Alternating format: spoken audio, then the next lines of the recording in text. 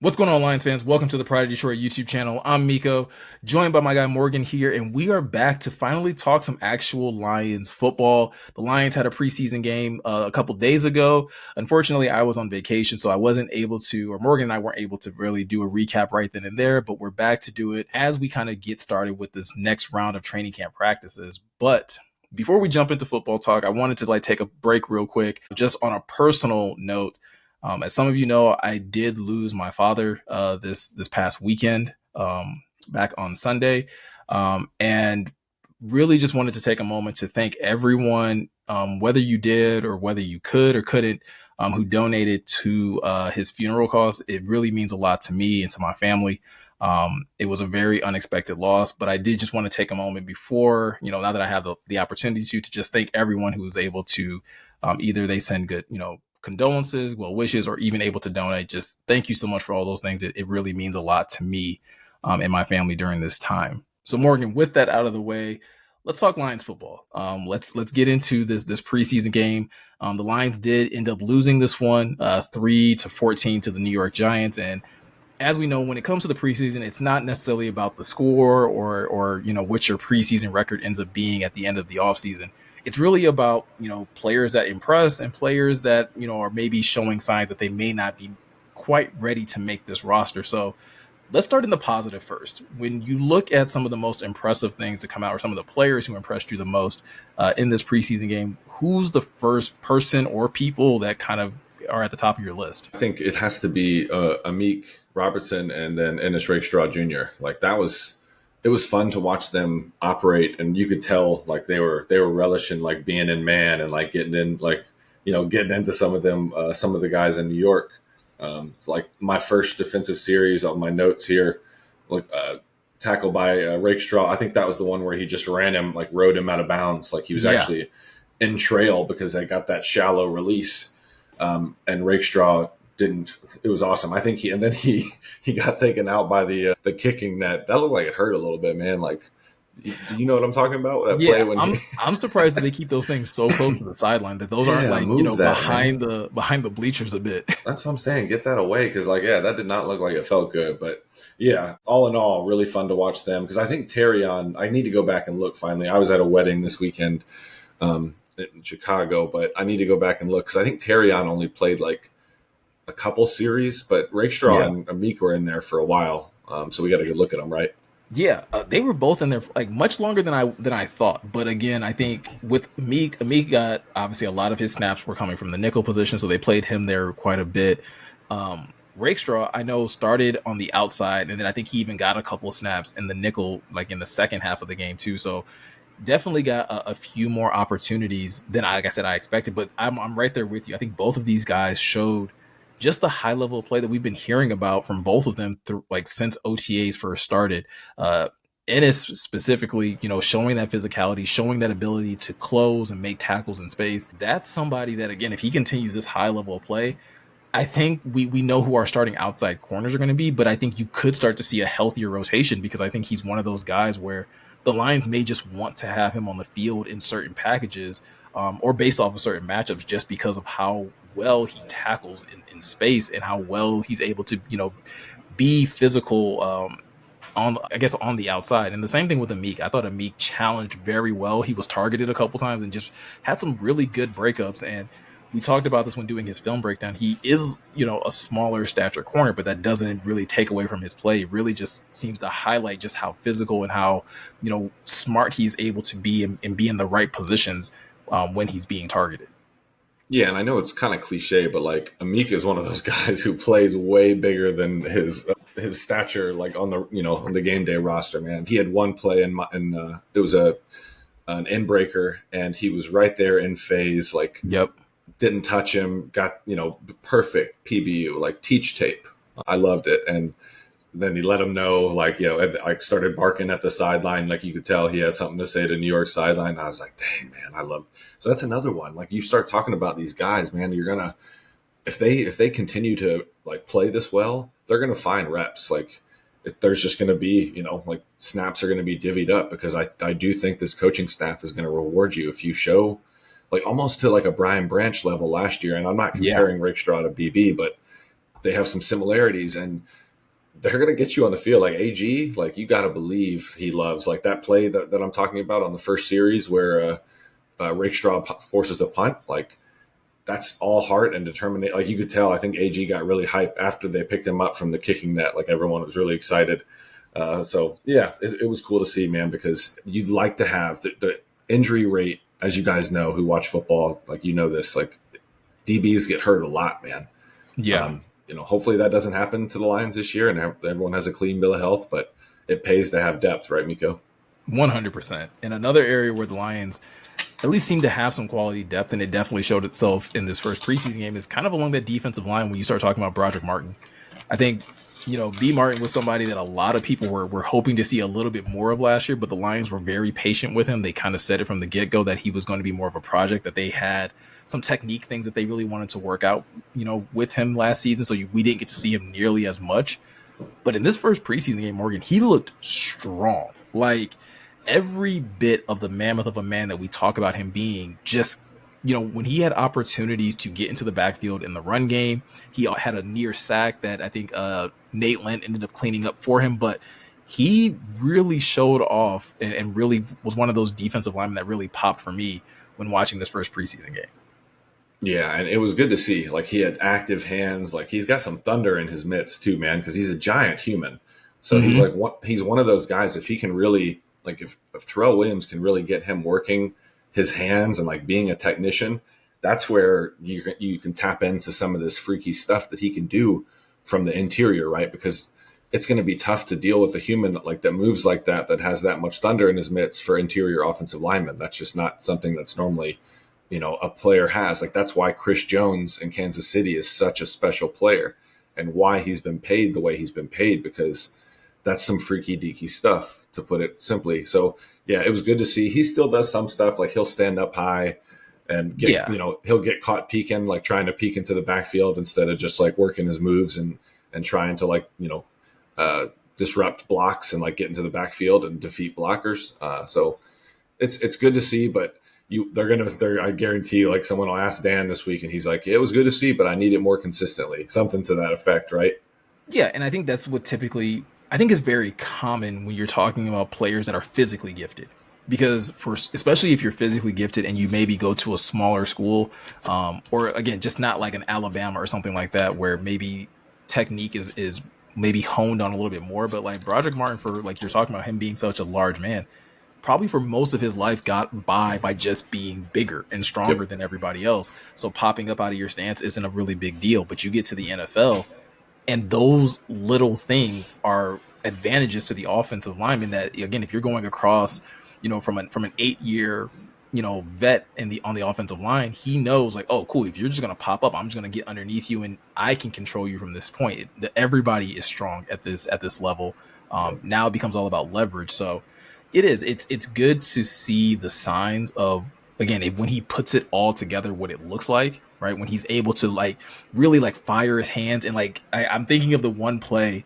I think the running back still picked up a first down, but like literally Broderick Martin like jolted the guard forward and like literally ripped him to the side. And it was just like, that's not supposed to happen at this level, right? Like you don't, if you're an offensive line coach, you do not want to see that happening to your left guard, but it happened. And the same thing with the sack, where he just showed like such amazing quickness to do a good swim move, get there to the quarterback. And obviously, like I said, he didn't get to finish the sack, but he basically helped blow that play up in the first place. So definitely still needs to become more consistent, but at least we know that like what the Lions thought they were getting, we can at least got to see glimpses of that in this first game.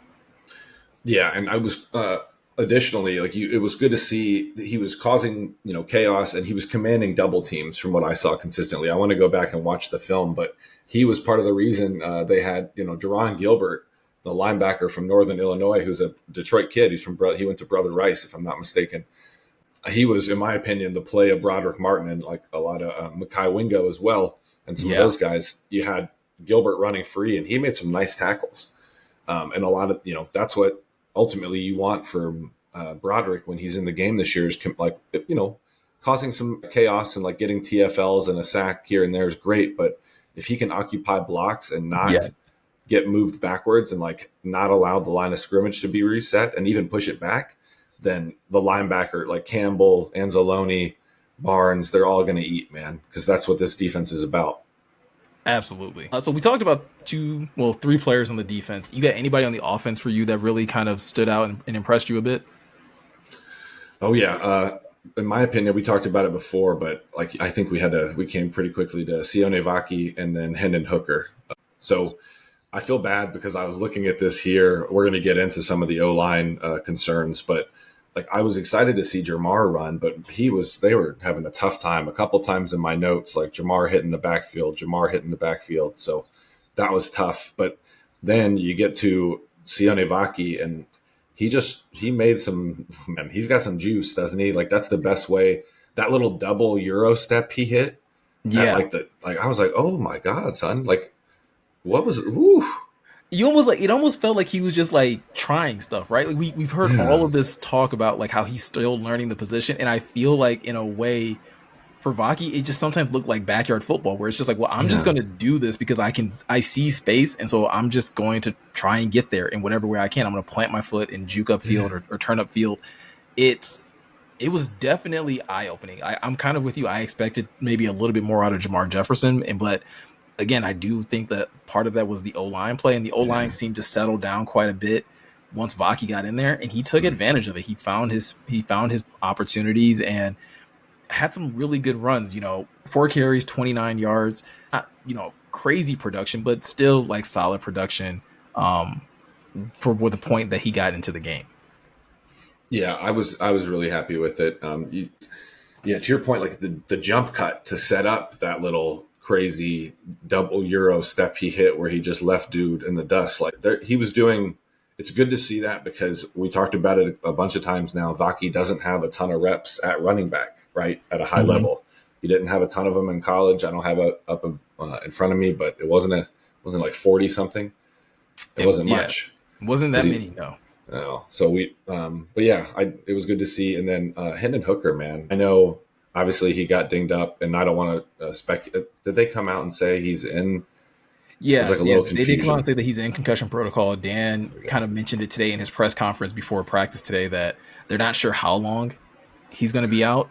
Right, they're hoping to possibly have him by Friday, but as we all know with like the NFL concussion program, like that's all. Like there's not really a set time. You have to pass the test, and once you pass the test, then you can start practicing, and then you can play in games. So, and concussions affect everybody differently. So.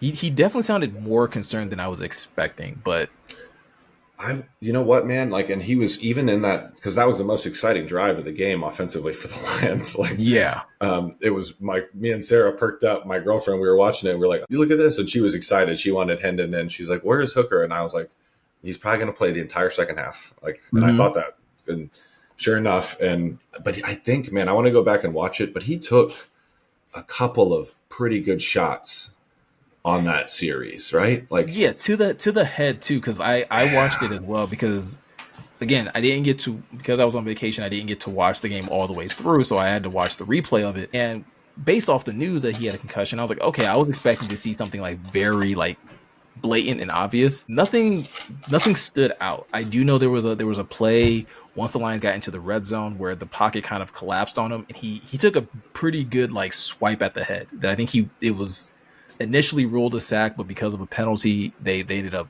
picking it up. So I don't know if that was the play he got hurt on. I know after that play, he had another scramble to kind of get closer to the goal line. And that's the thing that's really weird about concussions, right, Morgan? Like it's sometimes it's little things. It's not always these big hits, but just like a player getting hit in the head a certain way, or your helmet bouncing off the turf a certain kind of way. Exactly. And that kind of causes these things to happen. So it was really unfortunate because I agree with you. I thought Hendon looked much better. Well, leagues better than what we saw from Nate Sudfeld, which we'll get to that in a minute.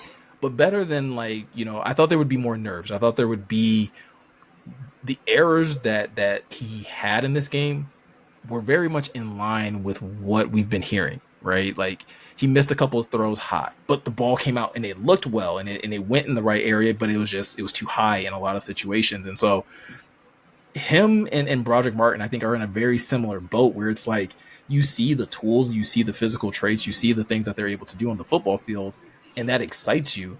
And you're just sitting there like, if we can fine tune this to where they become much more technically sound, man, these guys can be Broderick Martin, obviously more so than Hendon Hooker, but these guys can be big time contributors to this football team. One thing I'll also say about Hendon Hooker, dude, getting him on rollout situations looked so fluid, looked so natural, and it was just like, it's been a really long time, I feel like, since we've seen something like that in Detroit. I know we've had like backup mobile quarterbacks in the past, but like this seemed the most natural of his ability to flip his hips, to get to read the field, and then to make those quick decisions on whether he needed to tuck it and run, or like I said, he made some throws. Some of them he completed, 5 completions for 36 yards, but I at least thought he was going through his progressions much better than what we had been hearing in camp to that point. Yeah, man. I agree with everything you said there. Like in my notes, I thought he was looking sharp. I thought he was snapping through his progressions pretty well. Like you said, like he was working through things pretty quickly. A couple of them, he like hit his back foot and it was right on the money. Like you said, he'll sail a few still, and missing high is not ideal because then tipped passes or just complete overthrows and it's in the hands of a safety. So there's a lot of bad things can happen when you miss high. I will say that for the naysayers in that regard.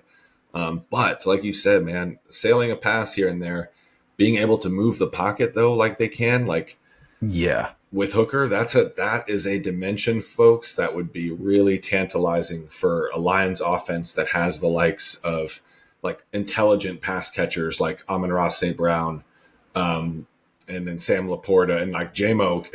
My goodness, man, if you're moving that's something that like. But again, it's something that obviously we have Jared Goff. It's not something that we're going to see anytime soon, and not something that anyone should be hoping to see anytime soon. But no, like I said, sure. much like Broderick Martin, if this is a player that you can continue to invest in, and obviously he now needs to get healthy, but continue that progression forwards of fine tuning his skill set. I mean, best case scenario, Detroit has their own Jordan Love that can kind of just like sit in the wings and wait until Jared Goff no longer wants to play this game, and now you have an heir apparent that can kind of slide in and play the position, ideally at a high level. Yeah, that'd be living in the most ideal world, for sure. I would agree with you. So I hope he gets healthy, and we can see some more of him against Kansas City. Well, probably not Kansas City because that's this Saturday. So, or maybe the home game where they're what is that? August 24th, I believe, is when they come here. I only know that because it's our only home preseason game. So I was gonna say sure, because this is the thing that's weird about the preseason. Like at least in the regular season, we know it's either a Thursday or a Sunday or a Monday, but like it's easy to kind of guess there. Preseason games are on Thursdays, Fridays. Yeah, it's weird wild, times. Bro. Yeah, it's all types of madness there. All right, so those are some of the positive things that we both kind of felt like came out of that game. Let's flip over to the other side, because there was a just as much not good football to come out of this. And we just finished talking some good things about Hendon Hooker. Let's talk about his counterpart in Nate Sudfeld, who, Morgan, there's no way I can sugarcoat this. Nate Sudfeld played every aspect of quarterback poorly, in my opinion. And I don't mean that to be like some type of personal slight, but like if you watch the game, you watch the tape back, I don't think there was a single thing that he did well. Everything looked slow. Everything looked just not in rhythm. Like there was the one sack on the Lions' first offensive series where he was rolling to his left and he takes the sack. And so it's third and forever at this point now, but it didn't have to be, because right there you're by the boundary. All you have to do is get the ball to the line of scrimmage for it not to be elite, intentional grounding. So really just either flip it the 6 yards or whatever it was, or cut that thing loose and put it in the 6th row. Just don't take 6-yard sack. Like I guarantee you that's what Ben Johnson was in his ear saying after that, like, hey, we can't take that sack there, because that's just, it makes everything more difficult. And then they give a short throw to Antoine Green and they punt. And there was a whole lot. Jack Fox got himself a workout against the Giants. Yeah, I guess we could have put that in the other positive, right? Jack Fox is still that guy. He can still change, put your defense in a good position. But yeah, like I was tough. Very, very disappointed in Nate Sudfeld. We've heard so many good things about him in camp to this point, about him just looking like he could be the heir apparent QB2, and that Hendon may still not be ready for that position. But like, I didn't see any signs of that quarterback. The quarterback that the people have been reporting about in camp, I did not see any signs of that. Like you said, was very slow going through his progressions, held onto the football way too long. It's one of those things where his play, I think, was so bad, Morgan, that it made it difficult to evaluate the wide receivers because I walked away from that game not really impressed with any of the pass catchers. And I don't know if that's because the pass catchers weren't getting open or if Nate Sudfeld just wasn't like giving them opportunities to make plays. You know what I mean? If that makes any kind of sense. No, for sure. And like when we watch the film, it's almost always a combination of a couple things, right? But yeah, like even on the seventh offensive series, right? So that's the one where Vaki had the nice run, and they were moving the ball a little bit, and the Lions are in the red zone when Sudfeld that's a bad decision, man. Throws that pick. Oh And yeah, then he goes back to he rolls to the right yes, and then throws back to the left, which is a big no. unless And you're yeah, like a handful of dudes on the planet, you don't do that. And it was a bad pick, and they only got bailed out because I think it was Coyote yeah, Awashika knocked the ball out, and Vaki recovered it. So the Lions, but they still lost 50 yards what you call it, field. I'm trying to yeah, think. That field was the position, yeah, field position. There we go. Thank you. 50 yards of field position. Had a wedding last night, folks, and your boy is. I need some more sleep for sure. But yeah, that was pretty bad because that's what I wrote here. He held onto the ball too long, taking unnecessary sacks, and then you're a veteran at this point, at least kind of one, and the decision to make that throw in the red zone when tough points have been tough to come by at this point. You're on your seventh series, and the only points you have at this point is the 53-yard field goal from Bates in the rain. So that was good to see too. We can throw Jake Bates in the positive. Good job, Jake. Thank you. yeah. One opportunity to kick it for from 53, nails it. Yeah. But yeah, so just to go back, I mean, again, I don't want to continue to hammer this point, but I just want to be clear. When I say that not Jake Bates, that Nate Sudfeld did not play quarterback well at any level, like, again, held onto the ball too long, made turnovers. When he did make throws, like he had a couple that, we talked about Hendon sailing some. He had a couple that just like ate dirt. Like they just weren't getting there, I know, right? man. And I know it was raining. Like I try to always put like not just bash on people. Like that's not what we do at this channel, but like we knew it was raining. It's preseason football. Like they're running very generic schemes out there. They're not running, they're just trying to it's really about an evaluation.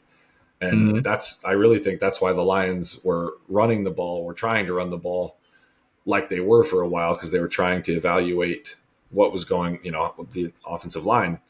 And yeah, just overall, it was a tough showing for Sudfeld. I understand conditions weren't great, but yeah, I'm right there with you, man. That was tough. Yeah, if we're talking about evaluations, it wasn't a good showing for him to be evaluated positively, unfortunately, from that game.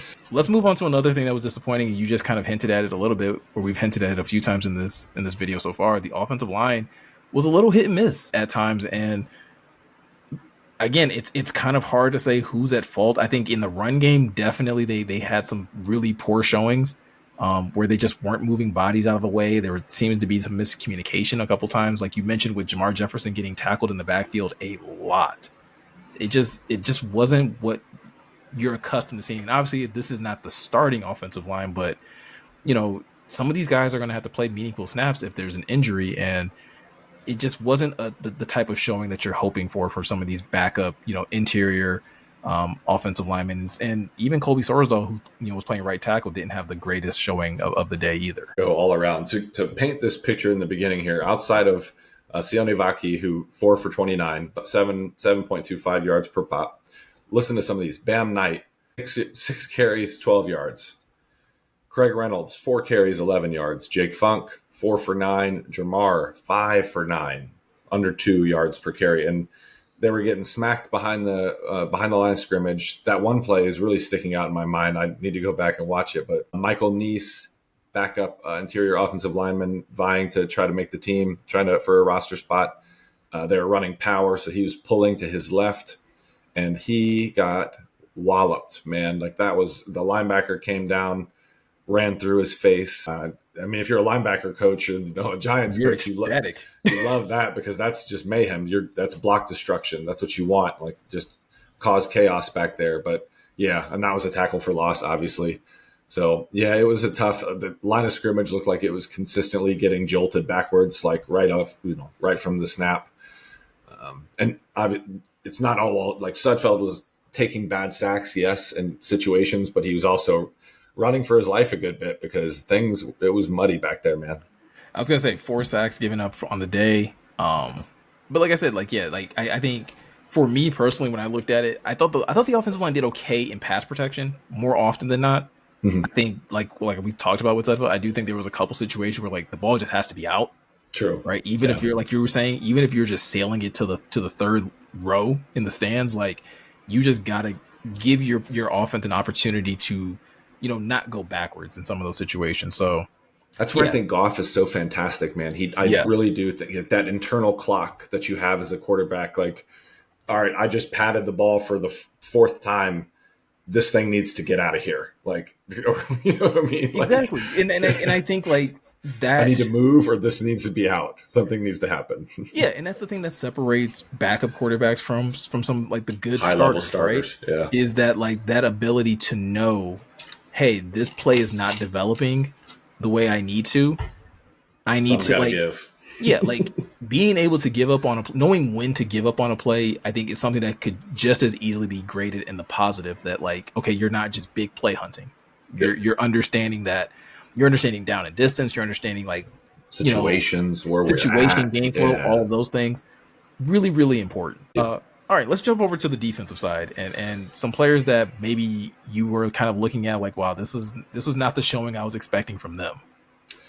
You had heard, like, I think Eric Schlitt, our own Eric Schlitt over at prideofdetroit.com, talked about like Maurice Norris making some plays in training camp, but 50, number 39, if you watch the game, you're probably familiar. He had a tough day, man. Like Yeah, he showed up in my notes multiple times that he slipped on his butt. And again, I try to look at, it was probably slick, but he just never had a chance. Like he talked about, Miko just slipped on his butt on that long touchdown run. He got beat a couple times in coverage. One of them, he was beat clean, but the receiver dropped it, put it on the ground. So he got lucky there. But yeah, it's going to be tough to crack like that DB. We've talked about the depth at safety and corner at this point. It's you look at it, you got Kirby, you got BB, however you want to look at him, nickel safety. You have hmm Ifatu Melifonwu. You have Brandon Joseph or CJ Moore, and then it's a big gap. So yeah, yeah, and that's literally where I was going to go with this. Where if you're Maurice Norris, you're primarily looking at CJ Moore and Brandon Joseph, and Brandon Joseph makes a big play, gets an interception in this game. CJ Moore doesn't really have to make a bunch of plays on the defensive side because you know that a lot of his value is going to be found in special teams, but he has a resume that shows that he can play meaningful snaps on, in the defense when called upon.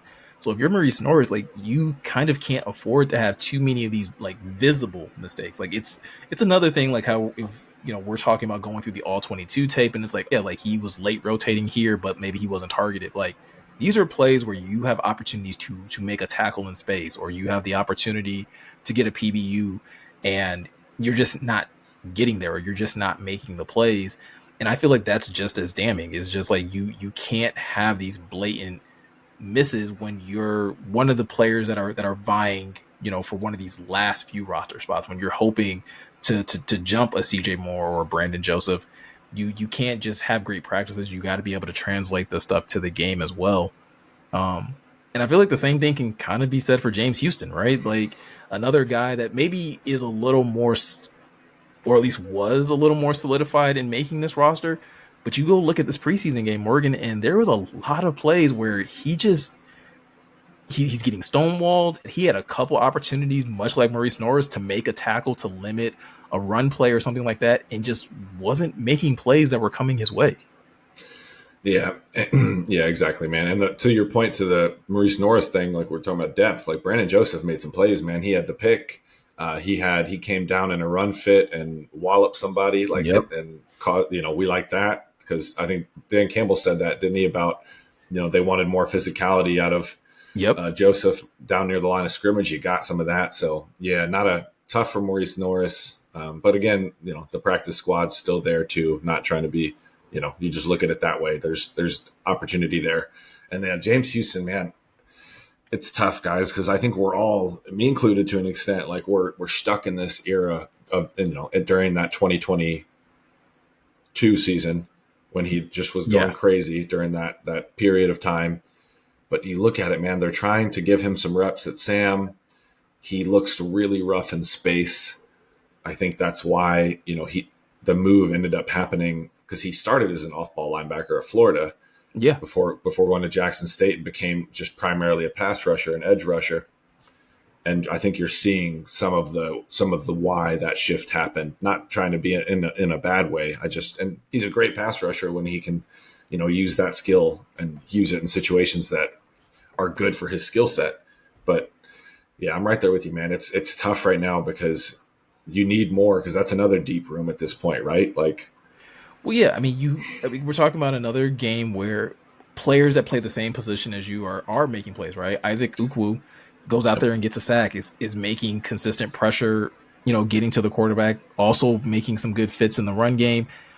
Probably is going to be in that same boat as James Houston in having to understand and learn what it takes to play coverage as a Sam linebacker. But again, he's a little bit younger, and if he continues to make plays in practice, and which he has been, and he can also translate that to the games, do you choose to go that route instead of continuing to hope that James Houston, can reclaim the spark that kind of got him started in 2022? Lynn obviously is hurt and is now, out for the rest of the season, but he was another player that was really showing up in a positive light in this game as well. And so James Houston is I'm right there with you. He's a very interesting case because as a pass rusher, you want to believe like, yeah, he can be very, very good there.